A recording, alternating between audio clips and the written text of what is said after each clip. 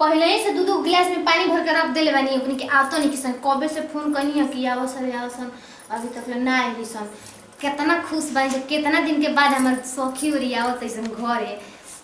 ऐसन तक सब कुछ बतिए कितना याद आवेला नोहर के पहले रहसन बॉयफ्रेंड ओकनी के बारे में पना बताइए सन वही सब करे का कि हमार रहसन आ ओकनी के हमार गांव होते से अपन बॉयफ्रेंड से मिले खातिर अभी आवतो नहीं खिसन लगे का पति में अरे आ गलू हां हो यार निकाल कितना दिन के बाद आते जना ये के संग मिलत जा आ जाना तड़ू वो ना आइल बिया सरितवा हां सुनली कि होइल बा हमरे लगे सांझा फोन कइले रहे त यही हम सोचनी कि तोहरो लगे फोन करके या बुला लेनी आ ठीक है कहलू हमरा भेज दी पवाली बनी जे कर फिर आ उनको के पास हम फोन कर देले बनी आवे के आ तो वो सब हाल चल बतावा मरद के एक सब हाल ठीक बा वो तब मरद मानेला कि ना बहुत जान से भी ज्यादा मानेलन। हां यही ना शादी ब्याह वक्त मतलब मरद अच्छा मानेला तो कोनो चीज के याद देना आवेला माई बाबू का हो हमार याद नहीं खियाव त ना अरे ना ये सरिता का बड़ी याद होले कितना दिन के बाद मिलने जाना अरे का मिलाला बोला अरे बैठा जान चल चाहे आदत बोले ही नहीं के दो पानी पी ले जाता हूं के पानी कब ही से लाके रख ले बनी गिलास पता ना विदेश ले ना खींचे आवत दोनों दू करे रख देलु जा गिलासवा का हो जे सब के बड़े पानी हो तब का त आउ सब बताओ सरिता का हाल चाल बा मरद के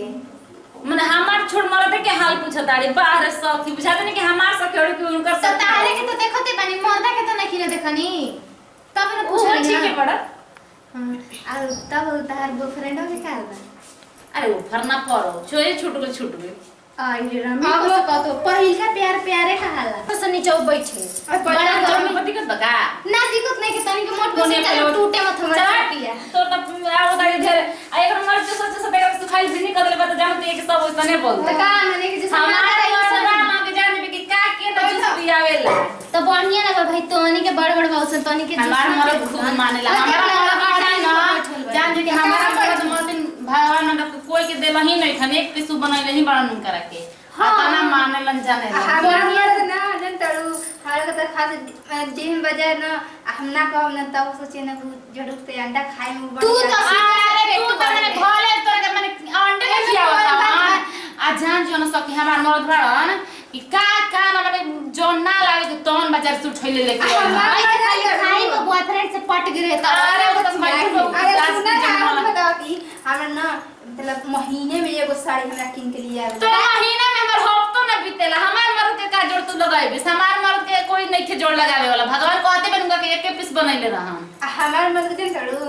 देखो मतलब हमार गर्मी तक की लागत रहे त कहता ना ए चाहत त कूलर किन के लाबे ना पे खान वाला हां हमर त एसी लगाइले बन माटी के घर होई ना बाकी एसी लगाइले बन जान जना सब के आदमी कहेलन कि माटी या पाका का करी लेकिन हमार मरद बड़न ना कि माटी के घर में एसी लगाइले बन नहीं करे ये तहार मत हफ्ता में किने मतलब 2000 के 3000 किने थी बाकी हमरा के ना महीने में किने ला बाकी 10000 के 20000 के एको गो साड़ी खरीदाला हो भाई तोनी के अरे हमारा मरद के का तू लगैले बाड़ी हमारा मरद के गोड़ के धोनो में तो मर्दा ना मिली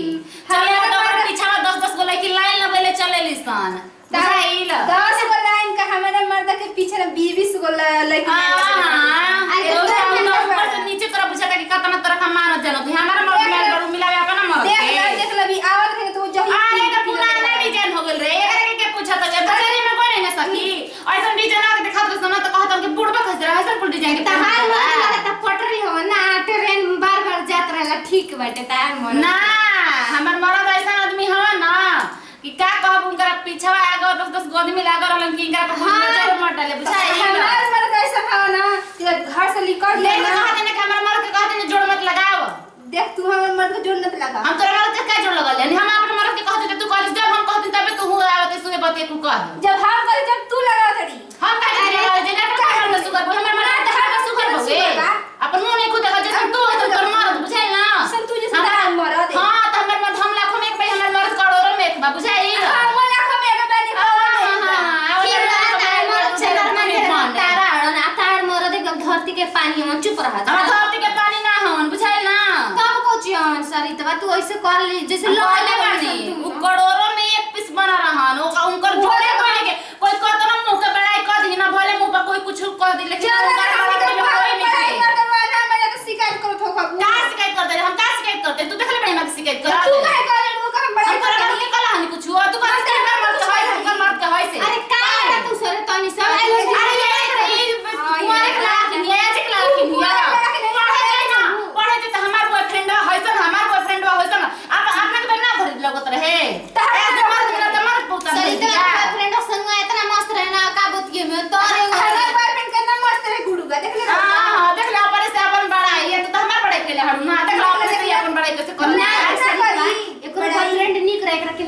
किन के देत रहा ई त खाई पर पटा रहे त ना दी देख ले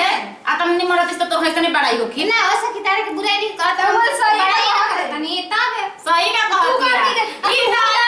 सुन तू त कपड़ा किनवा खाने समोसा पटा रही और कखनी पटा रही अपन मुंह देखो इसको सुन हमारे भिरिया तू मरा दी और तनी के भातन जान जी सना के तनी दोनों के भगा दियो संघारवा से समझ लू साने तो तू कौन सा के दूध के धोल बड़ो तो हाथ में के का मनूंगा एगो हमार मर्द पर नती पटा मुड़ी ढोकाना एकदम छुछुंदरा मट्टी लगावना लेकिन तनी के बड़ाई कर सुन हम त अपन मर्द के ना बड़ाई करनी रे तू बड़ाई कर बे कैसे तो बड़ाई करे जब होई तब ना करबे ई सब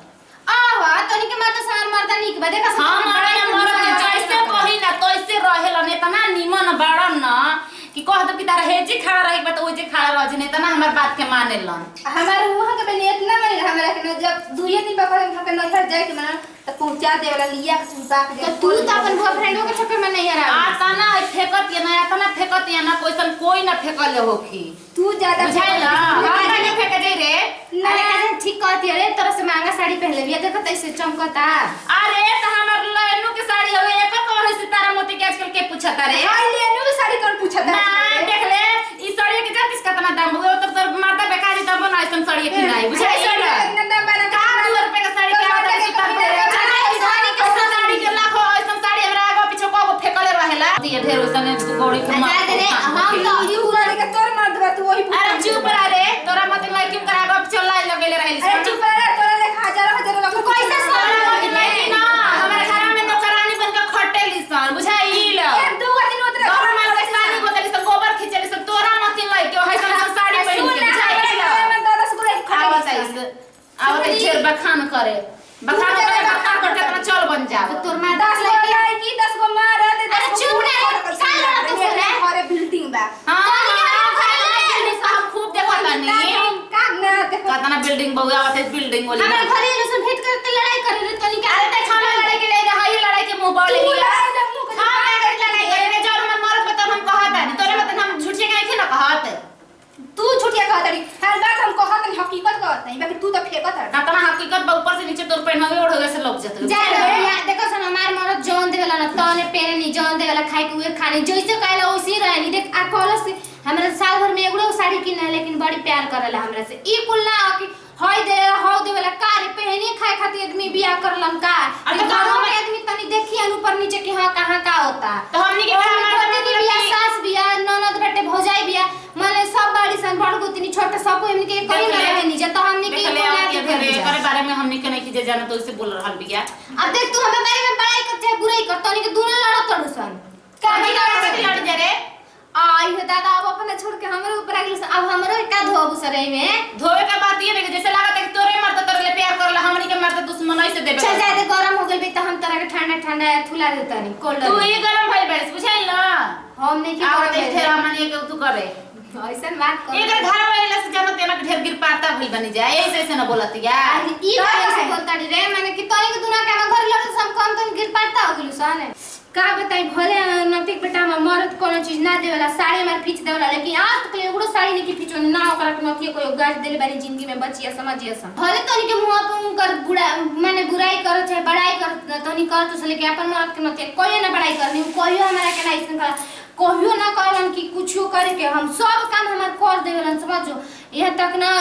खाना पानी सब नते के बेटा बना देवेला लेकिन हम ओकरा कहियो गाड़ी नहीं कि ना कहियो करवे खाना बनावे ना सब कुछ लेके देवेला नतिया वो सब कुछ लाके देबे करला आ नतियो बन गइल बा कतना निमन बड़ाई करत रे काहे ना बड़ाई करते एको से निमन का बड़ाई होत तोनी के त बुझात रहे कि बड़ाई कहाला के नतिया गा देता